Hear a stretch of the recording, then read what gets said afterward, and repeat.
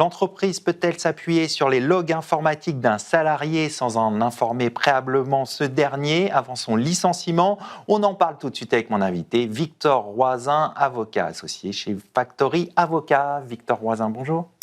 Bonjour Arnaud, merci beaucoup pour l'invitation sur ce plateau. Alors, dans un arrêt rendu le 9 avril dernier, la Cour de cassation a estimé que la collecte d'une adresse IP d'un salarié par l'exploitation de ses logs constitue un traitement des données personnelles qui n'est licite que si la personne concernée y a consenti. Alors, on va essayer d'y voir plus clair sur cette décision. Tout d'abord, pouvez-vous nous rappeler, Victor, quel est le contexte de cette décision? Bien sûr, avec plaisir.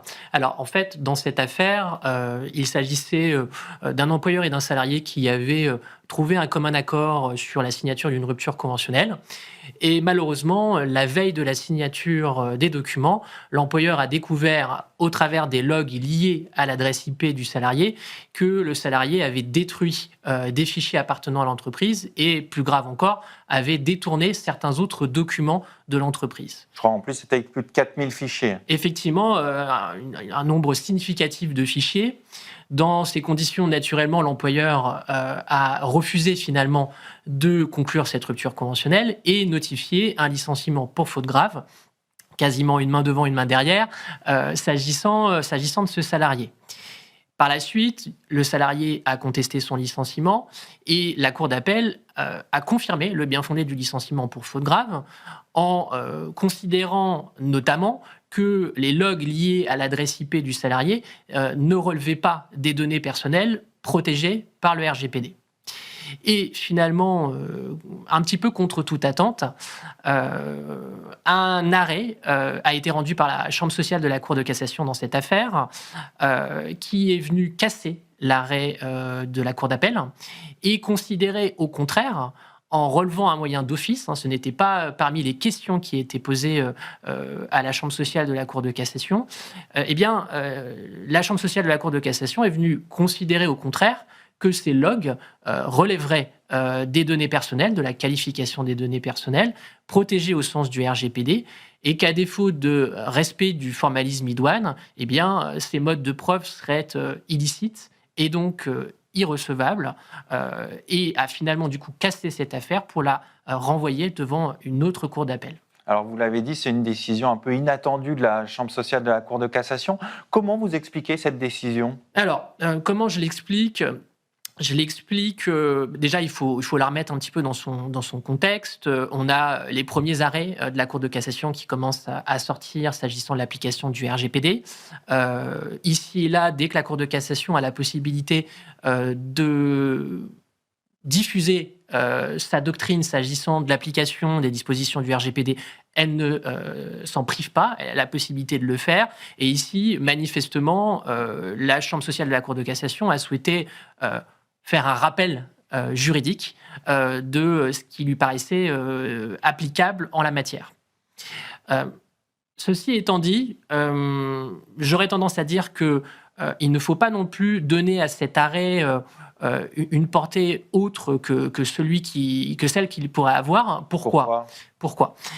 Effectivement, malgré l'agitation que a suscité cet arrêt de la Chambre sociale de la Cour de cassation auprès des professionnels du droit, mais aussi auprès des professionnels de la sécurité informatique, puisque beaucoup de DSI sont montrés, notamment sur les réseaux sociaux, très préoccupés par les attendus de la Chambre sociale de la Cour de cassation. Je ne vous apprends rien, Arnaud, en vous rappelant que les arrêts de règlement sont proscrits par le Code civil depuis déjà 2 siècles, que cette affaire a fait l'objet d'un renvoi à une autre cour d'appel qui sera amenée à statuer de nouveau sur cette affaire, et que, indépendamment des convictions politiques, sociales, économiques, il y a beaucoup de choses à redire juridiquement sur cette affaire. Quoi, par exemple ? Alors, quoi, par exemple ? Déjà, s'agissant de la qualification de données personnelles. On a vu des juges du fond de la Cour d'appel qui ont, au travers d'un arrêt particulièrement motivé, tenté d'expliquer pourquoi, selon eux, il ne s'agissait pas de données personnelles au sens du RGPD, en indiquant notamment que, effectivement, l'adresse IP était reliée à un poste de travail, mais pas forcément à une personne. Et que donc, on ne pouvait considérer les logs comme relevant des données personnelles. Voilà. Alors, la Cour Pour de vous, cassation, c'est contestable. Pour moi, c'est contestable. C'est effectivement le premier point.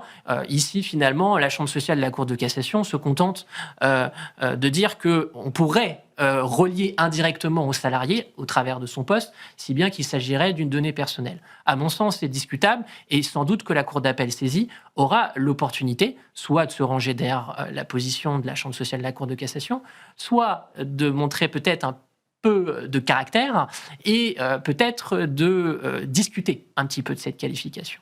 C'est la première critique peut-être que l'on pourrait faire. Et les autres critiques ? Les autres critiques, ce sont les suivantes, et vous allez vite comprendre. La Chambre sociale de la Cour de cassation, au-delà de considérer qu'il s'agirait de données personnelles, considère dans son arrêt que le traitement serait illicite au motif que l'employeur n'aurait pas recueilli le consentement préalable du salarié.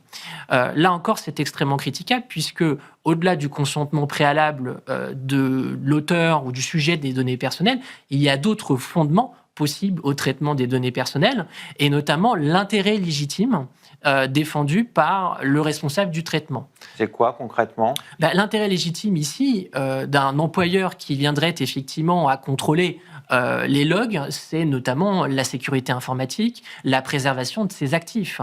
Donc ici, il est assez étonnant qu'au travers d'un arrêt quasi politique, je me permets un petit peu de cette expression, quasi politique, pourquoi ? Parce que lorsque l'on lit attentivement l'arrêt de la Chambre sociale de la Cour de cassation, finalement, elle ne rappelle absolument pas les autres fondements autorisant le traitement des données personnelles, et elle se contente effectivement de dire notamment le fondement reposant sur le consentement de la personne sujette des données personnelles, mais il y a bien d'autres fondements et elle n'en fait absolument pas allusion dans son arrêt. Alors que, en l'occurrence, l'affaire qui était en question se prêtait tout à fait à un débat sur l'intérêt légitime pour l'entreprise de procéder à ce traitement et de s'assurer que, effectivement, les salariés ne fassent pas n'importe quoi avec les données informatiques de l'entreprise. Et vous voulez expliquer comment cette dérive quasi politique, comme vous dites ? Alors, encore une fois, je pense qu'ici, on a une Cour de cassation qui est assez prudente sur les dispositions du RGPD. Peut-être, effectivement, qu'elle souhaite que les employeurs soient davantage sensibles à cette question, parce qu'il est vrai que beaucoup aujourd'hui fonctionnent un petit peu à réaction. Ils attendent des arrêts, ils attendent des décisions avant effectivement de se mettre en conformité. Et je peux en parler pour avoir conseillé nombre de clients qui, le jour de l'entrée en vigueur des dispositions du RGPD, se sont seulement interrogés de ce qu'ils devaient faire. Donc, c'est peut-être effectivement la raison de cet arrêt un petit peu sévère. Et je me permettrai peut-être un dernier point pour expliquer pourquoi je pense qu'il ne faut pas donner trop d'importance à cet arrêt, c'est qu'in fine, et encore une fois, indépendamment des convictions politiques, sociales et économiques, quand bien même la Cour d'appel de renvoi viendrait à considérer que les logs seraient des données personnelles, que le traitement de ces logs serait illicite alors qu'il y a quand même un intérêt légitime pour l'entreprise, eh bien là encore, je ne vous apprends rien en vous rappelant que les modes de preuve illicites peuvent pourtant être admis. Il y a notamment un arrêt de l'Assemblée plénière de la Cour de cassation de 2023 qui est venu unifier l'admissibilité des modes de preuve qui sont soit déloyaux, soit illicites. Et donc ici, quand bien même la Cour d'appel viendrait à considérer que le mode de preuve serait illicite, pour autant, ça ne signifierait pas qu'il serait rejeté et que donc le licenciement tomberait nécessairement. On va conclure là-dessus. Merci Victor Roisin. Je rappelle que vous êtes avocat associé chez Factory Avocat. Merci pour votre invitation à nouveau. C'est le moment de conclure cette émission. Merci de votre fidélité. Restez curieux et informés. À demain sur Be Smart for Change.